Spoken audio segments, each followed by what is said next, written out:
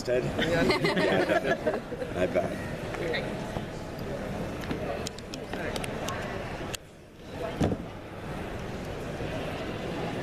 So what was it about the world of Archie comics that drew you to this property? Yeah, that's such a good question, and I've been asked it many times over the last, really, forever, because I've always been trying to do something with the Archie characters.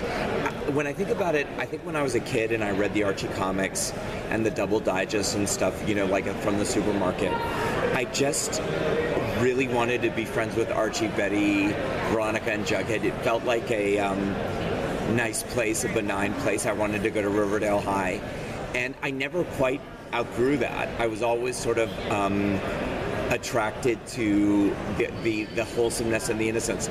Ironically now, because Riverdale is not wholesome or safe, it's the most dangerous place you could go to high school. But I think it was aspirational. I wanted to be friends with those kids. It felt like nothing bad happened to them. It felt like everyone was their friend. So I think it was just that.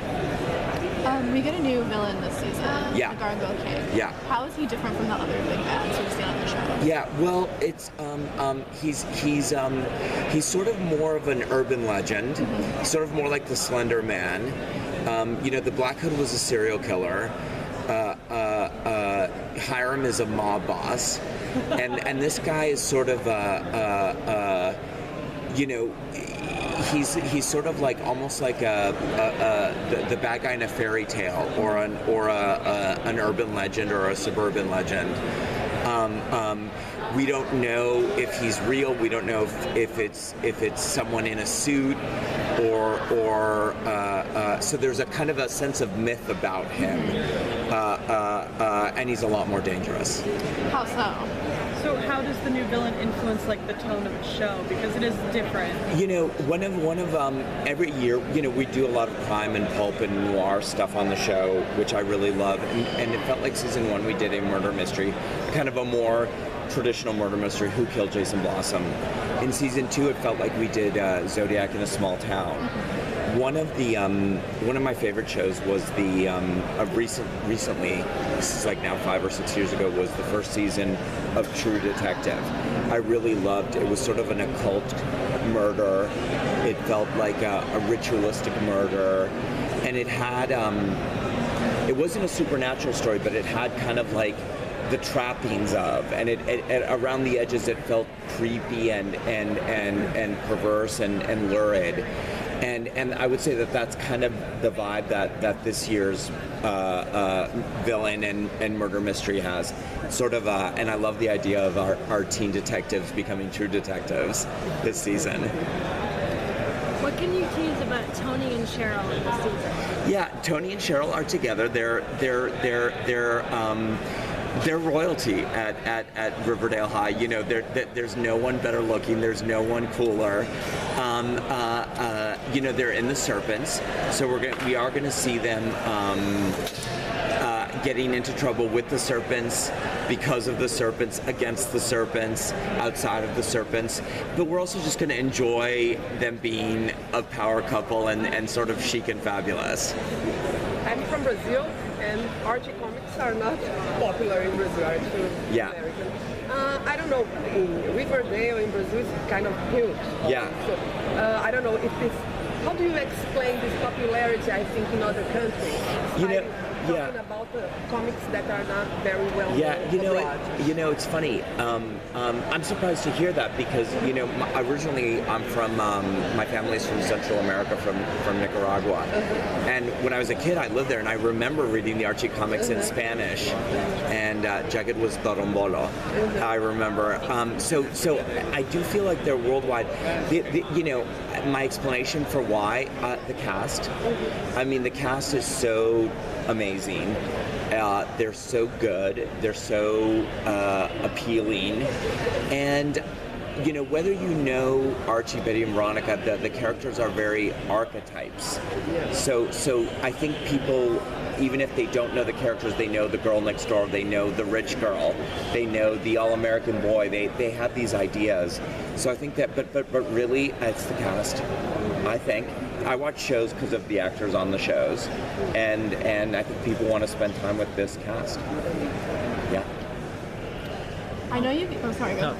So we have the flashback episode this season. Are there any other kind of special episodes coming up that you can tease, like a musical episode again? Yeah, we're gonna try to do another musical episode, but really, Carrie was the perfect musical at the perfect point in the season, and it had real resonance because it was a high school show, so and it was special.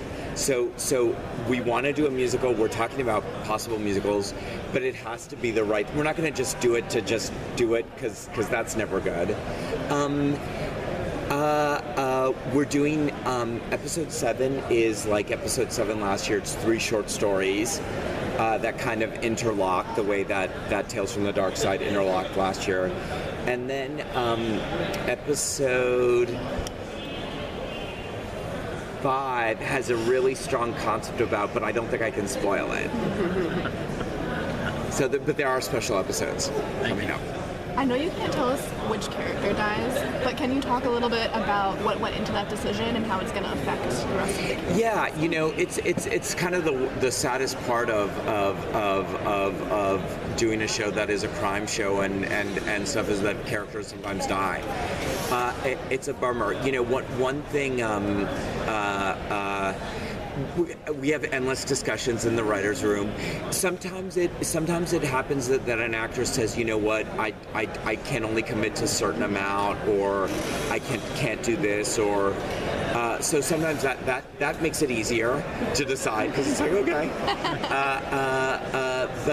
But we always want it to be we don't want the death to be meaningless, and we always want it to affect as many people as possible, hopefully in ways that generate story and good story.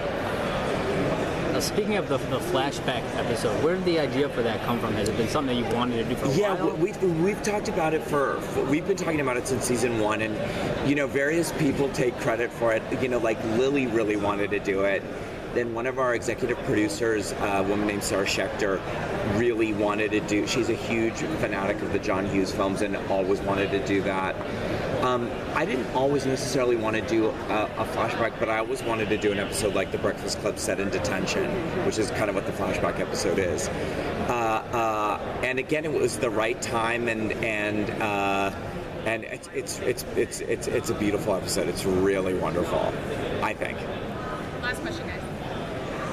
Can you tease anything about Chick's return? He's out there. He's out there.